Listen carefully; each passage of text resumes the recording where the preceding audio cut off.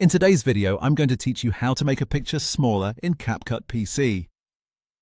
If you need to shrink an image overlay, scale down a photo layout, or simply make a picture smaller so you have more room on your canvas. This is one of the easiest ways to do it inside CapCut on your computer. The process is very quick, and once you know where the controls are, you'll be able to resize images whenever you need. To begin, go down to your timeline and find the picture or photo clip you want to resize. Once you see it, click directly on that image segment one time to select it. When it's selected properly, CapCut will show a bright white outline or boundary around it.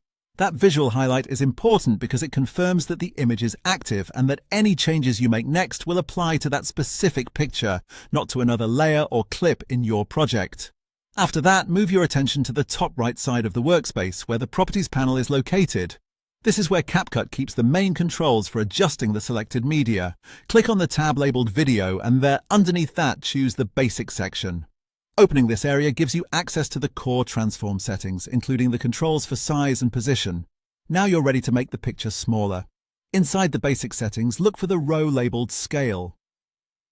This control changes the overall size of the image by adjusting its width and height together. To reduce the size, click and hold the scale slider, then drag it to the left so the value goes below 100%. As you move the slider left, keep an eye on the preview window in the center of your screen. You'll see the picture shrink in real time on the canvas, which makes it easy to stop exactly where it looks right. Take your time here and keep dragging until the image reaches the size you want. Watching the preview as you adjust the slider is the best way to make sure the picture fits your layout nicely and leaves the right amount of space around it. And that's it. You selected the picture in the timeline, opened the video and basic settings in the top right panel, and used the scale slider to make the image smaller.